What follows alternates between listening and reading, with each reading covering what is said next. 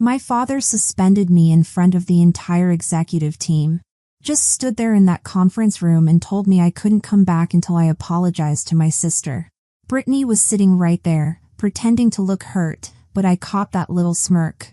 The one she always wore when she knew she'd gotten away with something. Nobody said a word.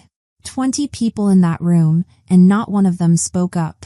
They just sat there, staring at their laptops or their coffee cups, anywhere but at me.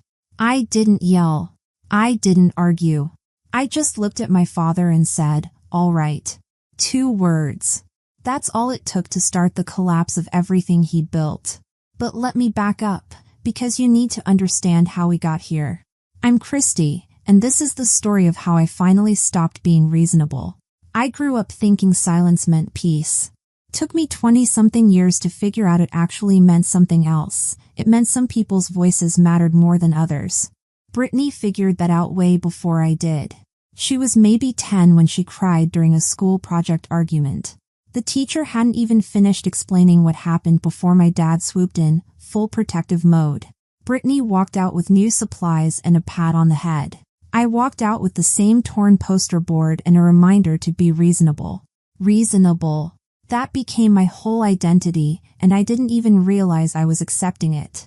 The day my college acceptance letter came, I held that thick envelope with both hands. I'd worked so hard for it, late nights, early mornings, scholarships, the whole thing. My dad opened it in the kitchen, skimmed the first line, nodded once, and set it down next to the stack of junk mail. He didn't even look at the second page. 10 minutes later, Brittany came home with an engagement ring. Suddenly the house was full of people, champagne glasses everywhere, phone calls to relatives I hadn't heard from in years. My acceptance letter disappeared under a pile of party napkins before the night was over. That's when I started to understand accomplishment meant less than spectacle in our family. And Brittany was always better at putting on a show. When Mom died, everything got worse. She'd been the buffer, you know? The one who noticed when I was stressed or when I'd been up too late working. She kept my dad's blind spots from swallowing the rest of us whole. I remember the last real conversation I had with her. She was tired, sick already but trying not to show it. We were sitting in the kitchen, just the two of us, and she looked at me with this sad kind of knowing in her eyes. "Christy," she said quietly, using that tone that meant she was about to say something important. "You don't always have to be the strong one. Sometimes you can just be." I didn't understand what she meant then. I thought being strong was the only option I had. Without her, Brittany had zero resistance. She could do whatever she wanted. The family business made it all crystal clear. I built the development department from basically nothing, a tiny room with flickering fluorescent lights, into an entire floor of engineers who actually trusted me. I knew every detail of every project we delivered. Every feature, every timeline, every system we'd rebuilt from scratch. I didn't brag about it. I didn't need to. Brittany took a different approach. She got really good at promising things she didn't understand. 4-week timelines when the work needed 12. Budgets that didn't account for testing or the fact that people can't work 20-hour days forever. And my dad always backed her up. "Brittany knows the clients," he'd say. "Just make it work, Christy." So we did. We always did. My team would stay late, eyes red from staring at screens. I'd stay later, fixing the problems, rewriting schedules, taking the blame for things that were never my fault. My dad never asked how we pulled it off. He just kept saying the same thing: "Your sister handles relationships. You handle the rest." I stopped arguing. Instead, I started documenting everything. Timelines, notes, risk assessments, all of it. Written proof that nobody wanted to read, but I kept anyway. At first, I told myself it was just good practice. Professional diligence. But deep down, I think I knew. I was building a case I hoped I'd never need to use. The project right before my suspension showed me what I'd been refusing to see for years. Brittany made another impossible promise. My dad approved it before I even saw the email. When I pointed out the numbers literally didn't work, he gave me that look, the same one from when I was a kid asking why things weren't fair. Patient. Dismissive. completely certain I'd just adjust myself to fit whatever he needed. I tried one more time. I pulled up the spreadsheets, showed him the resource gaps, explained how the timeline would burn out my entire team. "We've done impossible before," he said, already turning away. "You'll figure it out, Christy." That's when it hit me. He wasn't asking me to figure it out. He was telling me to absorb the cost of Brittany's incompetence. Again. Standing outside that conference room, something clicked in my head. Simple and sharp. I'd spent my entire life being reasonable for people who never intended to actually see me. That was the day I learned my real place in this family. And the day I quietly started planning my exit. After my dad suspended me, the hallway felt colder. People moved out of my way, but not out of respect, out of discomfort. Like standing too close might pull them into the mess of a family fight nobody wanted to acknowledge. I got to my floor and saw a printed memo taped by the elevators. New project chart. New chain of command. Brittany's name sat right at the top of the column I'd built from nothing. Her title in bold. Mine missing completely. It wasn't a mistake. It was intentional. My phone started buzzing. Messages from my engineers. "Are you okay? Do we still follow your timeline? They're saying a lot upstairs." I turned the screen face down and let it vibrate. My dad called a few minutes later. He didn't ask how I felt. He asked if I understood the optics. "Just keep the peace," he said, using that same tone from when I was 12 and he was explaining why Brittany got the last piece of cake. Family comes first. Family. The word felt hollow coming from him. When I hung up, Brittany was already standing in my doorway. She didn't knock, just leaned against the frame like she owned the place. Because my dad had made sure she did. "You can end this, Christy," she said, all gracious and sweet. "Just apologize." She brushed some lint off her sleeve, checked her reflection in my monitor, and smiled at herself. Small. Confident. Certain she'd already won. I didn't answer. I didn't even look at her directly. I just felt something shift inside me. Not anger. Not grief. Something steadier. Like a door locking. She waited, expecting me to fight back so she could perform her way out of it. Instead, I picked up my bag, closed my laptop, and stood up. "That's it?" she asked. I nodded. "All right." I closed my office door and heard the latch click. Such a small sound, but it marked a line I'd never crossed before. The room felt different now. The glass walls, the framed degrees, the quiet hum of computers, everything I'd built, everything they'd taken for granted. I pulled my hair back and opened my desk drawer. Then I started packing. First came the documents, project scopes, risk assessments, notes from meetings nobody remembered I'd attended. Budget breakdowns. Timelines I'd written at midnight with cold coffee next to my keyboard. I lined up each folder on my desk, checking dates, matching signatures. Calm. Precise. Just the truth. There was something almost meditative about it. Each folder a piece of evidence. Each date stamp a moment where I'd carried weight nobody acknowledged. I wrapped my degrees in tissue paper, sliding each frame into a box. Every award followed, proof of work my dad never acknowledged but the company couldn't deny. The walls went blank. Cold. Like they were already preparing for whoever came next. My laptop kept chiming. Messages from my team, from other departments, from people who'd sat through that meeting and pretended not to see what happened. I turned it face down. Silence was cleaner. I opened a new document. Not to analyze or defend, just to finalize. A resignation letter. Short and quiet. No emotion. No accusations. Just the formal end of a role I'd already outgrown. Then came the real work. I opened the shared drive and started compiling everything. Project histories. Resource allocations. Contract notes. Every single instance where Brittany had made promises without checking one technical constraint. I didn't add commentary. I didn't adjust the tone. I just collected what already existed. 2 hours passed.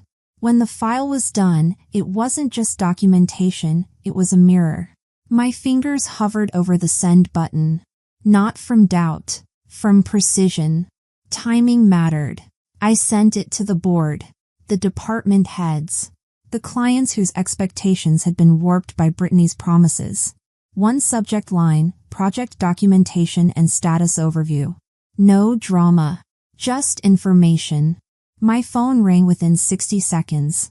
The company lawyer, then a board member, then 2 clients. I didn't answer any of them. I kept packing. Pens, notebooks, the mug my team gave me last winter. The only thing I left was a prototype from a project we'd saved 3 years ago, 40 hours of work in 2 days, enough coffee to last a month, and Unity no executive ever noticed. I set it back on the shelf and left it there. Brittany appeared in the doorway again, breathless this time. What did you do? Her voice bounced off the glass. She looked around, empty walls, open boxes, my desk cleared. Christy, you didn't tell me. I didn't answer. I placed the last folder in my bag and closed it with a quiet click. She stepped inside like she was crossing enemy territory. You can't leave. Dad won't allow it. You're making a mistake. I slid my laptop into its case. No, I said. I'm correcting one. Her mouth opened, ready to argue, to twist everything into some story where she stayed the hero. But she stopped when she saw my completely empty desk. For a moment, she was actually silent. I walked past her without waiting for permission. The hallway smelled like burnt coffee and copy machine ink, the same smell that had followed me for years. Every step felt deliberate. Clean. By the time I reached the elevator, I'd already messaged my lawyer and responded to a recruiter I'd turned down months ago out of loyalty. My dad called again. His voicemail was urgent. Christy, we need to talk. Do not do anything rash. But nothing about this was rash. The plan was already done. I got home as evening light filled my living room. The house was quiet. Warm. Mine. I set my bag on the dining table and opened it. Documents in clean stacks, contracts, payments, timelines, emails. The order was soothing. The truth undeniable. One final folder held the resignation letter. I took a slow breath, pressed pen to paper, and signed my name with a steady hand. Christy Rollins. Not Christy Rollins, daughter of the CEO. Not Christy Rollins, Brittany's sister. Just Christy Rollins. I closed the portfolio and ran my fingers along the leather edge. A ritual. Sealing something irreversible. In the silence, nothing felt wrong. There was just clarity. For the first time in years, I wasn't preparing to fix anything. I was preparing to walk away. I arrived at the office just before 9 the next morning. The lobby was buzzing, whispers behind coffee cups, glances that scattered when I looked up. Someone held the elevator for me, then pretended they hadn't.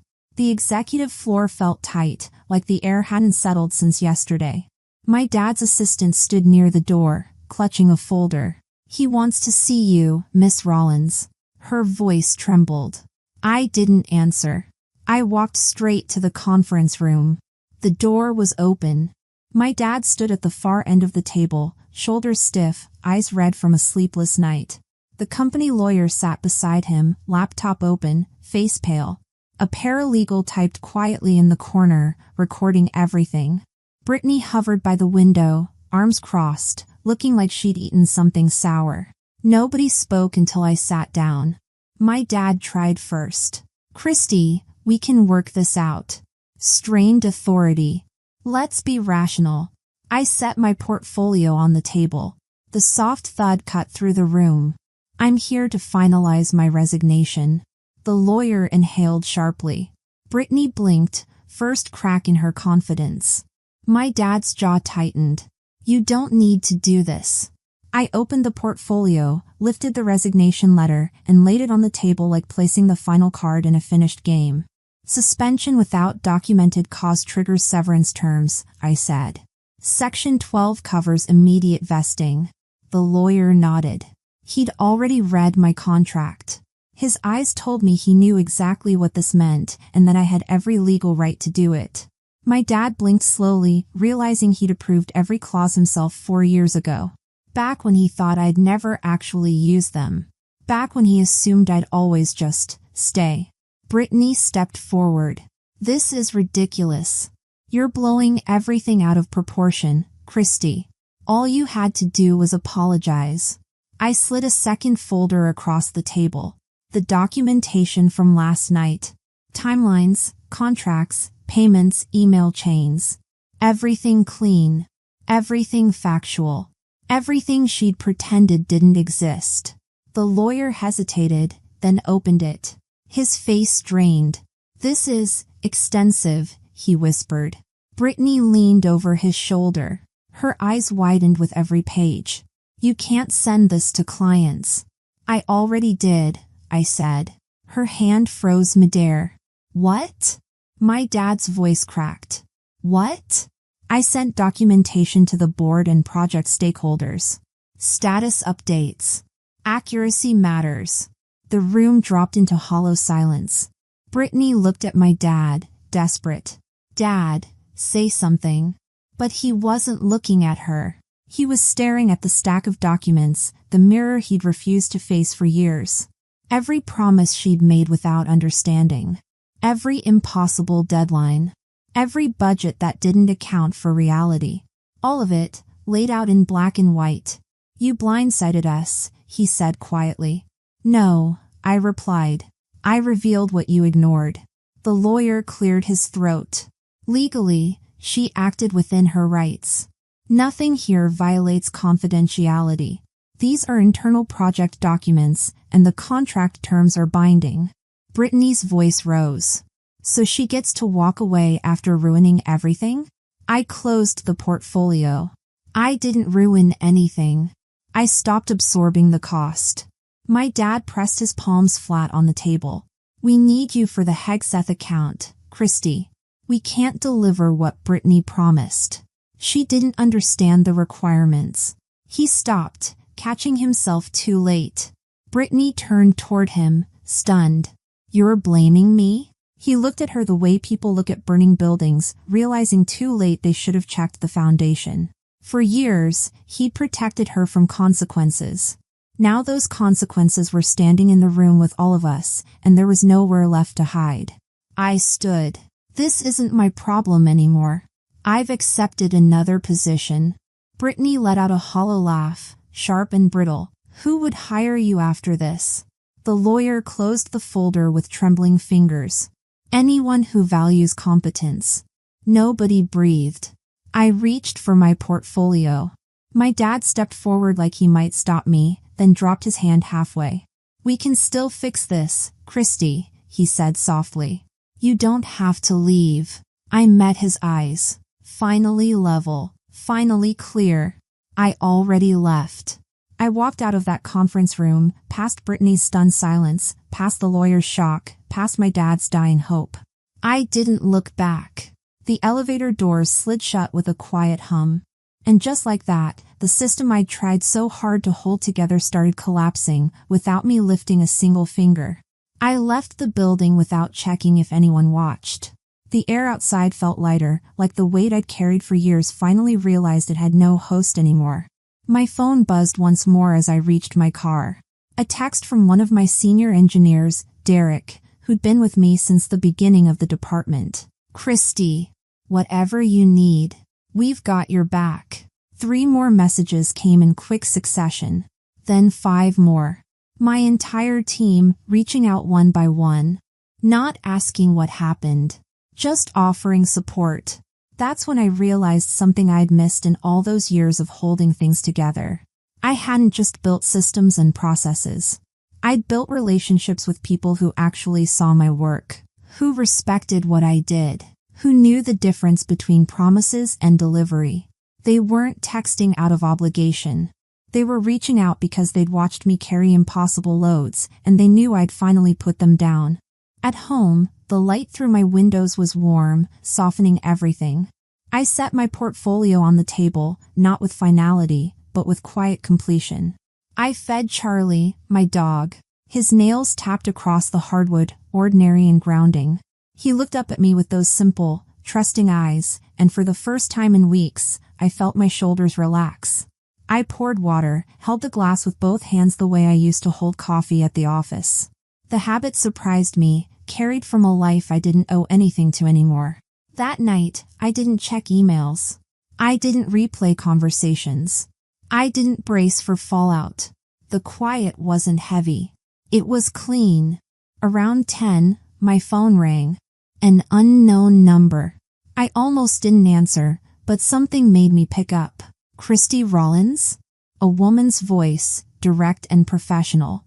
This is Angela Turner from the Hegseth account. I received your documentation this afternoon. I wanted to call personally. My stomach tightened, but I kept my voice steady. I understand if you have concerns. Concerns? She cut me off, but her tone wasn't angry. I'm calling to thank you. We've been asking for realistic timelines for months. Brittany kept assuring us everything was on track, but we knew something wasn't adding up. This documentation finally shows us the truth. I didn't know what to say. We're terminating the contract with your father's company, she continued. But I'd like to discuss bringing you on as an independent consultant. If you're interested. I sat down slowly. I just accepted a position with. I know. I already spoke with your new employer. They're open to a contract arrangement. Think about it, Christy. We'll pay fairly for realistic timelines over false promises. After we hung up, I sat in the quiet of my living room for a long time. The truth I'd been afraid to share, the documentation I thought might burn bridges, had actually built new ones. In the morning, I dressed without rushing. Clothes that didn't need to prove anything to anyone. On the drive to my meeting with the new company, the skyline looked almost unfamiliar, like I was seeing it for the first time instead of escaping from it. Their office was bright, open, filled with the easy sound of people who didn't tiptoe around tension. When the hiring manager introduced me to the team, nobody evaluated me against someone else's status. They just shook my hand and smiled. One of them asked about my experience with system architecture. Another mentioned a problem they'd been trying to solve for weeks. They weren't looking for someone to absorb impossible demands. They were looking for someone who actually knew what they were doing. Christy, the hiring manager, said quietly during a break. We heard about what happened.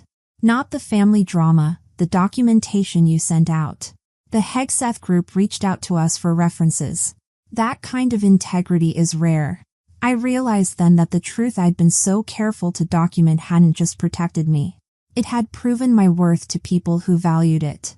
Later, standing by windows overlooking the city, I thought about that acceptance letter buried under party napkins. The late nights fixing impossible timelines. The countless moments I stayed silent because silence was expected. And then I thought about the empty desk. The resignation letter. The portfolio placed on the table without drama. Each act simple, precise. Mine. My phone buzzed. A message from my dad. Just 3 words, we need you. I looked at it for a long moment, then deleted it without responding. He didn't need me. He needed someone to fix what he'd ignored. Those were 2 very different things. Leaving wasn't a loss. It was an opening, one I created with nothing more than facts, restraint, and a willingness to stop rescuing people who confused my competence for obligation. For the first time in years, the quiet didn't feel like erasure. It felt like freedom. In the end, I learned something simple. Silence isn't surrender. It's a choice. A place where you decide what enters your life and what never will again. Walking away didn't break me. It returned me to myself. The version of me that Mom saw when she said I didn't always have to be strong. The version that could just be. If you've ever stood in a room where your worth was treated like background noise, let this remind you, your life doesn't need their permission to change. Thanks for listening, and if you liked this story, share it with someone who needs to hear it. Don't forget to comment and subscribe for more stories about finding your worth and the courage to walk away. Sometimes the bravest thing you can say is just 2 words, all right.